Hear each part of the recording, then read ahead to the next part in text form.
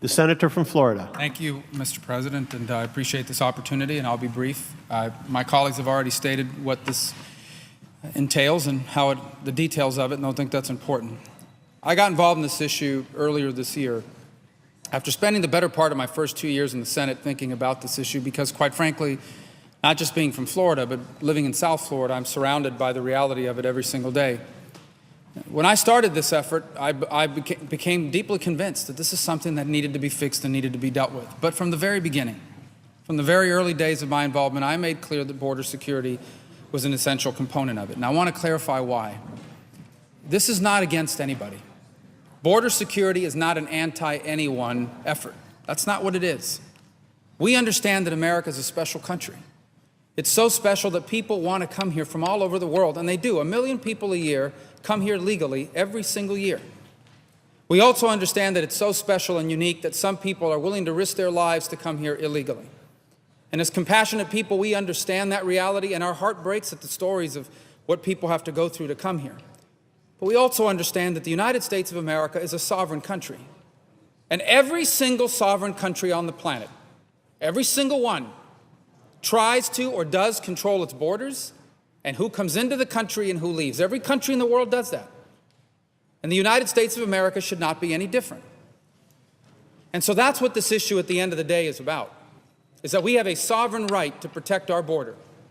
And we have a crisis on the southern border of the United States. For many different reasons, people have chosen to cross that border illegally, consistently, for the last 20 or 30 years, and the results are evident to all of us. So that is why border security is such an important part of this bill and of this measure. Now, when we introduced our bill, the bill said that basically the Department of Homeland Security would be given some money and that they would get to decide what the border security plan looked like. Many people in the public and many of our colleagues were unhappy with that proposal. They raised valid concerns that we were turning over border security and deciding what the plan would be to people that claim it's already secure. And so what this amendment does is it takes that back, and it says that we here in the Senate, will decide what that plan is after we get input from border agents and others about what will work. And what this amendment reflects is what we know will work. We know that adding border agents, doubling the size of the U.S. Border Patrol, that will work. We know that completing the fence work, that will work.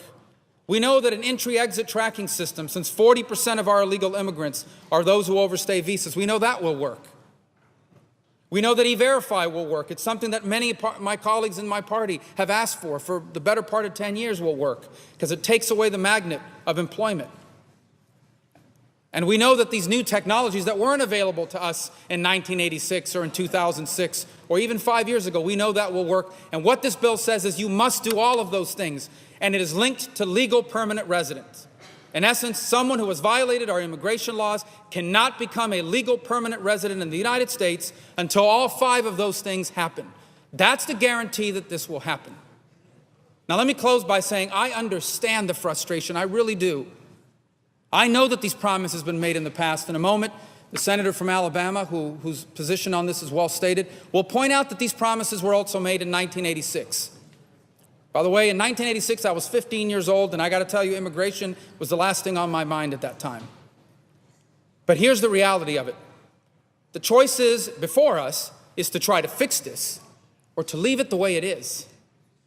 And what we have today is a disaster of epic proportions. 10 or 11 million human beings living among us. We don't know who they are. They're working but not paying taxes. There are criminals among them. That has to be solved. A legal immigration system built on the 19th century? We need to fix this. And this is our chance to fix it. Thank you, Mr. President.